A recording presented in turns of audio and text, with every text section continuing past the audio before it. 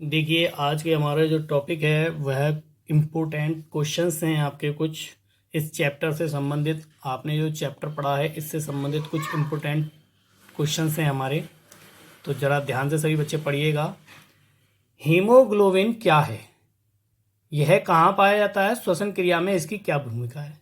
देखिए, हीमोग्लोबिन क्या है, यह एक जटिल प्रोटीन है। यह क्या है, जटिल प्रोटीन है। इसका निर्माण लौह युक्त वर्णक हीम तथा ग्लोबिन प्रोटीन से हुआ है। मतलब इसका निर्माण कैसे हुआ है, लौह युक्त वर्णक हीम तथा ग्लोबिन प्रोटीन से हुआ है। सभी पृष्ठवंशियों में यह लाल रुधिराणु में पाया जाता है। जो सभी पृष्ठवंशियों में यह लाल रुधिराणुओं में पाया जाता है, मतलब कहने का मतलब है डब्ल्यूबीसी के अंदर ये आरबीसी के अंदर ये पाया जाता है। तो आपको मैंने बताया था लाल रक्त कणिकाएं, तो ये रक्त का आपकी कणिकाएं थी जो मैंने आपको पढ़ाई थी। केंचुए तथा अपृष्ठवंशियों में यह रक्त प्लाज्मा में घुला होता है। मतलब केंचुए जो अपृष्ठवंशी हैं उनके अंदर कहाँ होता है, ये रक्त प्लाज्मा में घुला होता है। कहाँ घुला होता है, यह रक्त प्लाज्मा में घुला होता है। जो रक्त का जो प्लाज्मा पार्ट होता है उसके अंदर ये घुला होता है हीमोग्लोबिन। वैसे अगर जो पृष्ठवंशी हैं सभी उनके उसमें कहाँ पे होता है, ये कहाँ पाया जाता है, लाल रुधिराणुओं में पाया जाता है। हीमोग्लोबिन ऑक्सीजन से मिलकर अस्थायी यौगिक ऑक्सी हीमोग्लोबिन बनाता है। हीमोग्लोबिन जो है ऑक्सीजन से मिलकर क्या बनाता है, ऑक्सी हीमोग्लोबिन अस्थायी यौगिक बनाता है। कोशिकाओं तथा ऊतकों में पहुंचकर ऑक्सी हीमोग्लोबिन विखंडित होकर मतलब ये हीमोग्लोबिन के साथ ऑक्सीजन मिलती है और कोशिकाओं में जाकर क्या हो जाती है, फिर अलग हो जाती है। कोशिकाओं में जाकर क्या हो जाती है, फिर अलग हो जाती है। यानी कि हीमोग्लोबिन ऑक्सी हीमोग्लोबिन विखंडित होकर ऑक्सीजन को मुक्त कर देता है। यह प्रक्रिया निरंतर चलती रहती है। अतः हीमोग्लोबिन श्वसन में ऑक्सीजन संवहन में महत्वपूर्ण भूमिका निभाता है। तो O2 जो संवहन होता है, संवहन मैंने आपको बताया था, एक स्थान से ऑक्सीजन को दूसरे स्थान तक ले जाने में कार्य जो करता है वो संवहन कहलाता है। तो ऑक्सीजन का संवहन आपको मालूम है कि धमनी और शिराओं के द्वारा होता है। जो ऑक्सीजन जो युक्त जो रक्त होता है और उसके अंदर क्या पाया जाता है, हीमोग्लोबिन पाई जाती है। हीमोग्लोबिन क्या करता है, ऑक्सीजन के साथ मिलकर सभी अंगों तक जाता है और वहां जाकर विखंडित हो जाता है कोशिकाओं और ऊतकों में। ठीक है, इसके बाद है हमारा अगला क्वेश्चन।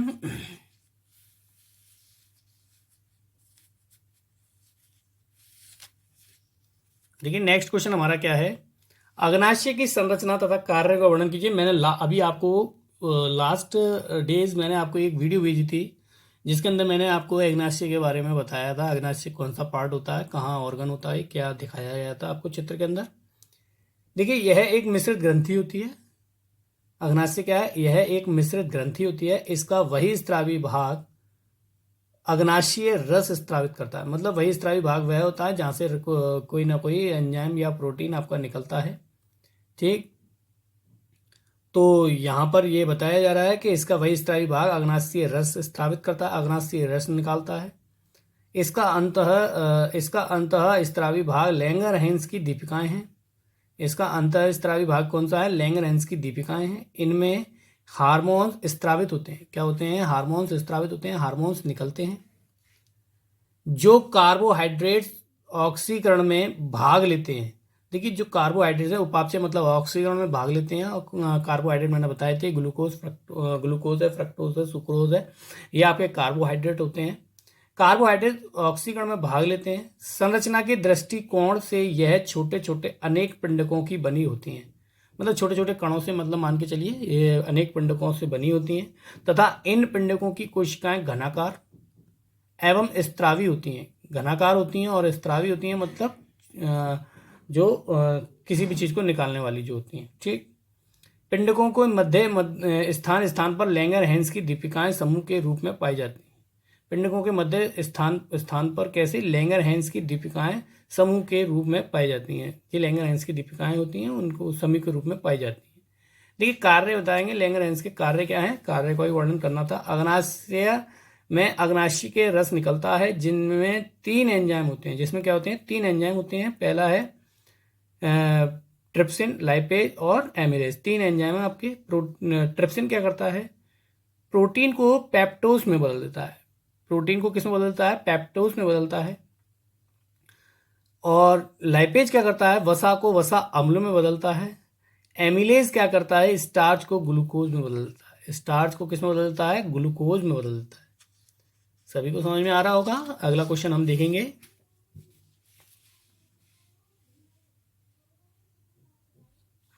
कार्बोहाइड्रेट, वसा तथा प्रोटीन का पाचन करने वाले एक एक एंजाइम का नाम लिखिए। जो कार्बोहाइड्रेट का पाचन करे, वसा का पाचन करे, प्रोटीन का पाचन करने वाले एक एक एंजाइम का नाम लिखना है। चल के बात करते हैं कार्बोहाइड्रेट के पहले। कार्बोहाइड्रेट का पाचन करने वाले एंजाइम निम्नलिखित हैं। पहला है टाइलिन, लार में पाया जाता है। किसमें पाया जाता है, लार में। मैंने आपको आगे पढ़ाऊंगा इसके अंदर लार वाला क्वेश्चन, ठीक है। टाइलिन लार में पाया जाता है।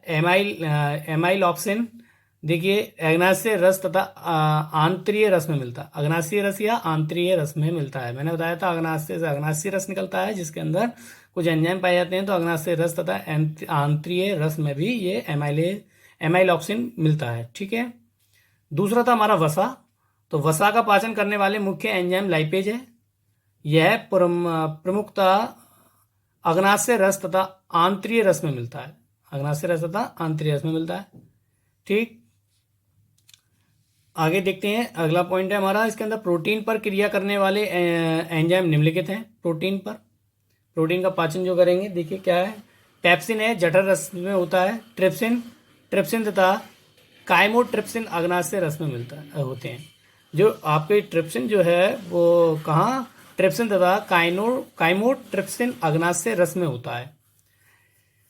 पेप्सिन जठर रस में होता है। ये प्रोटीन का पाचन करते हैं, ठीक। वसा का पाचन इसने बताया था लाइपेज एंजाइम करता है, और आपका कार्बोहाइड्रेट का पाचन टाइलिन और एमाइल ऑप्सिन करते हैं, ठीक है। तो यही आपके इनके बारे में बताना था। इसके बाद है हमारा अगला क्वेश्चन, भोजन में लार की क्या भूमिका है। भोजन के पाचन में लार की क्या भूमिका है। ठीक है, लार भोजन को गीला करती है जिससे उसे चबाने तथा निगलने में मदद मिलती है। लार भोजन को गीला करती है जिससे उसे चबाने तथा निगलने में मदद मिलती है। साथ ही लार में उपस्थित एंजाइम जिसे एमिलेज कहते हैं, वह स्टार्च को शर्करा में बदल देता है। स्टार्च को किस में बदल देता है, शर्करा में बदल देता है। भोजन को चबाने के दौरान पेशीय जीवा भोजन को लार के साथ पूरी तरह मिला देती है। एक बार और देखेंगे, लार भोजन को गीला करती है जिससे उसे चबाने तथा निगलने में मदद मिलती है। साथ ही लार में उपस्थित एंजाइम जिसे एमिलेज कहते हैं, वह स्टार्च को शर्करा में बदल देती है। स्टार्च को किसमें बदलती है, शर्करा में। भोजन को चबाने के दौरान पेशीय जीवा भोजन को लार के साथ पूरी तरह मिला देती है। तो आप सभी को समझ में आया होगा। मैंने बताया था जो टाइलिन है लार में पाया जाता है। देखिए लार भोजन को गीला करती है, मुंह में लार होती है, गीला करती है जिससे उसे चबाने में तथा निगलने में मदद मिलती है। साथ ही लार में उपस्थित एंजाइम जिसे एमिलेज कहते हैं, वह स्टार्च को शर्करा में बदल देती है। लार के अंदर एमिलेज एंजाइम भी पाया जाता है, वो किस में बदल देती है, शर्करा में बदल देती है। शर्करा मतलब आपके सुक्रोज, ग्लूकोज, कार्बोहाइड्रेट जो होते हैं। भोजन को चबाने के दौरान पेशीय जीवा, जो जीव होती है हमारी, भोजन को लार के साथ पूरी तरह मिला देती है। सभी को समझ में आया होगा। अगला टॉपिक देखते हैं। इसके अंदर अगला क्वेश्चन क्या है हमारा, प्रकाश संश्लेषण को प्रभावित करने वाले कारकों का उल्लेख कीजिए। देखिए प्रकाश संश्लेषण को प्रभावित कौन कौन से कारक करते हैं। प्रकाश संश्लेषण की दर अनेक बाह्य तथा अंतः कारकों से प्रभावित होती है। ये कारक निम्नलिखित हैं।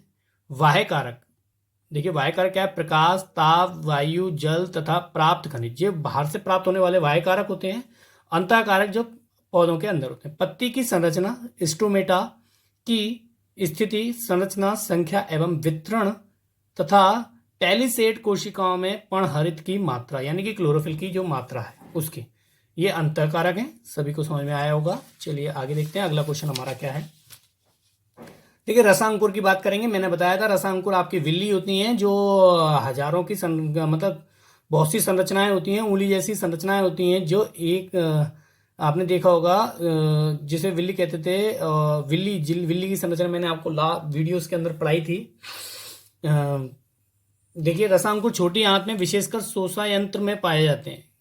मतलब जहां पर पदार्थ को शोषित किया जाता है वहां पर छोटी आंत के अंदर ये पाए जाते हैं। रसांकुर जिसमें विल्ली कहते हैं, मैंने आपको पहले ही बताया था। और विल्ली की संरचना उंगली की तरह होती है जो पदार्थों को अपनी ओर इस तरीके से खींचती है, अवशोषित करती है। ये आंत के अवशोषण तल को अत्यधिक लगभग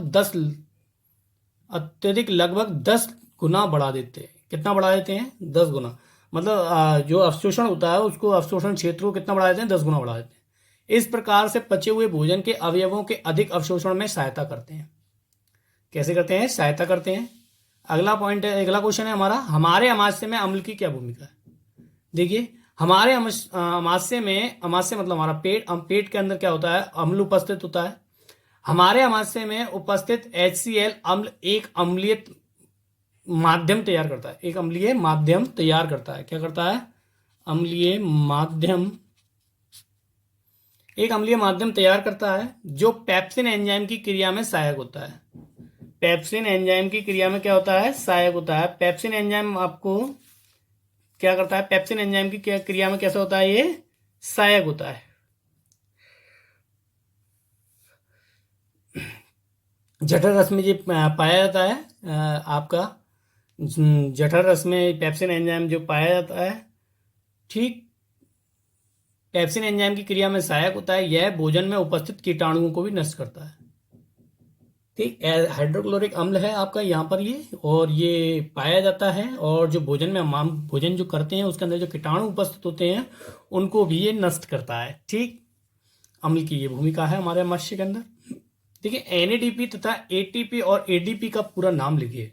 NADP nicotinamide adenine di nucleotide phosphate, ये NADP का पूरा नाम है। ATP adenosine triphosphate, ADP adenosine diphosphate. ठीक, सभी को समझ में आया होगा। इसके बाद है संतुलित आहार हमारा। देखिए, संतुलित आहार क्या है? वह भोजन जिसमें भोजन के सभी घटक, वसा, कार्बोहाइड्रेट, विटामिन, प्रोटीन, खनिज लवण तथा जल आवश्यक तथा संतुलित मात्रा में उपस्थित हो, संतुलित आहार कहलाता है। मतलब ये जो पदार्थ हैं आपके, वसा, कार्बोहाइड्रेट, विटामिन, प्रोटीन, खनिज लवण तथा जल आवश्यक तथा संतुलित मात्रा में उपस्थित हो, संतुलित आहार कहलाता है। ये प्रत्येक व्यक्ति की आवश्यकता अनुसार भिन्न भिन्न होता है। छोटा व्यक्ति है तो उसके छोटे मतलब कम होगा, जब बड़ा है तो कम और उससे ज़्यादा होगा, और उसको बड़ा है तो उससे ज़्यादा। मतलब कहने का मतलब है आवश्यकता अनुसार, व्यक्ति के अनुसार। ठीक है, व्यक्ति की आवश्यकता अनुसार। इसके बाद लास्ट क्वेश्चन है हमारा इसके अंदर, पित्त रस क्या है? यहाँ यह है, कहाँ बनता है? इसके कार्य का उल्लेख कीजिए। देखिए, पित्त रस क्षारीय तरल होता है। यह यकृत में बनता है। कहाँ बनता है? यकृत में बनता है, लीवर में बनता है। पित्त रस के लवण वसा का इमल्सीकरण कहते हैं। देखिए, पित्त रस के लवण वसा का इमल्सीकरण करते हैं। क्या करते हैं? इमल्सीकरण। मैंने आपको पढ़ाया था जब आपको पाचन तंत्र के बारे में पढ़ाया था कि छोटी गोलिका, बड़ी गोलिकाएं जो हैं छोटी गोलिकाओं में बदल जाती हैं। किस में बदल जाती हैं? छोटी गोलिका में। तो वो पित्त रस ही करता है। ठीक है, वसा का इमल्सीकरण होता है। वसा की जो बड़ी बड़ी गोलियां छोटी गोलियों में टूट जाती हैं, वो क्या कहलाती हैं? आपकी इमल्सीकरण कहलाता है। इसमें वसा का पाचन सुगमता से हो जाता है। कैसे हो जाता है? सुगमता से हो जाता है। सभी को समझ में आया होगा। अगर वीडियो अच्छी लगे तो सभी बच्चे लाइक एंड सब्सक्राइब जरूर करें। Thank you.